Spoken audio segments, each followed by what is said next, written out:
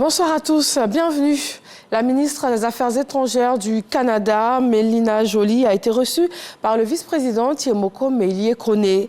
Leurs échanges ont porté sur le renforcement de la coopération entre les deux pays, la situation sécuritaire au Sahel et son impact sur l'ensemble de la région ouest africaine. Alexis Ouedraogo. La ministre des Affaires étrangères du Canada, Mélanie Joly, était à Abidjan depuis 48 heures. Ce mardi, elle a été reçue par le vice-président de la République, Tiemoko Meïlie-Kone, pour faire le point de son séjour. J'ai entamé cette tournée en Afrique en commençant par la Côte d'Ivoire. Alors, ça démontre à quel point, pour le Canada, la Côte d'Ivoire est un pays ami et un pays avec lequel on veut approfondir nos liens. Vous savez, le Canada est dans une relation de sincérité avec la Côte d'Ivoire et avec l'Afrique. Nous n'avons pas d'agenda caché. Nous n'avons pas de passé colonial ici en Afrique, ni en Côte d'Ivoire, bien entendu. Nous avons un passé colonial au sein de notre pays et nous travaillons très fort tous les jours dans un processus de réconciliation. Mais voilà pourquoi nous pensons que nous pouvons avoir un impact positif autant pour la Côte d'Ivoire et l'Afrique, mais aussi qu'on peut apprendre des Ivoiriens et des Africains. Les relations bilatérales entre le Canada et la Côte d'Ivoire sont au beau fixe. Les deux pays ont établi des relations diplomatiques en 1962 et sont partenaires au sein de la francophonie. J'ai eu l'occasion de travailler et de rencontrer le ministre de la Santé.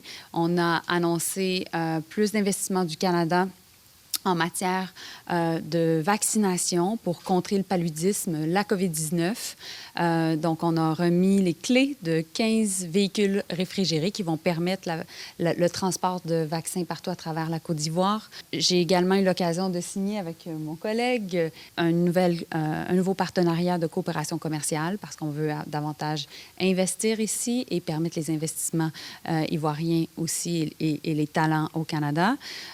Et finalement, j'ai eu l'occasion de rencontrer le ministre de la Défense et on a parlé beaucoup de paix et de sécurité dans la région du Sahel. Comment on peut s'assurer de prévenir les conflits, mais également de ramener la paix et la sécurité dans la région. Ça m'a fait plaisir de découvrir le peuple ivoirien, son hospitalité.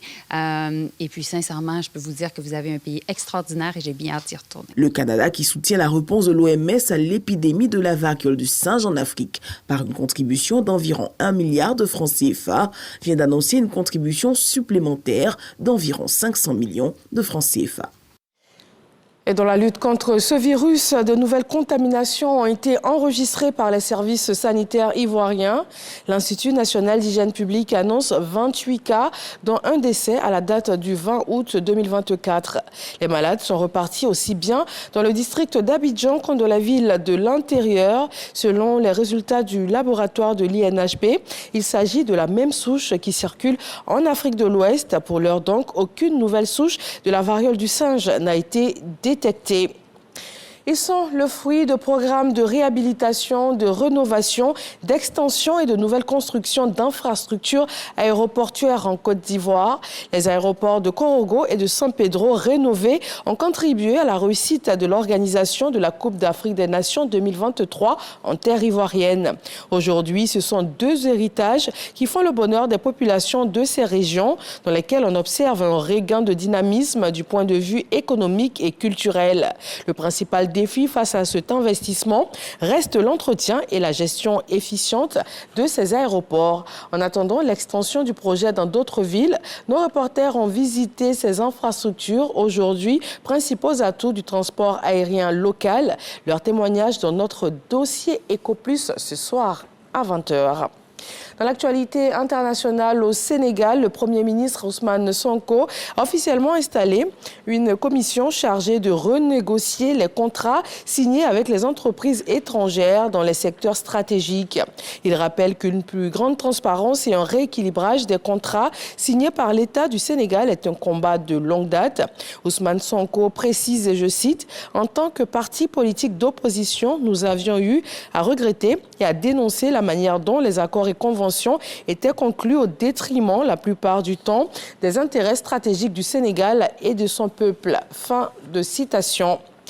L'annonce a été faite aujourd'hui. L'humanité a perdu sa doyenne.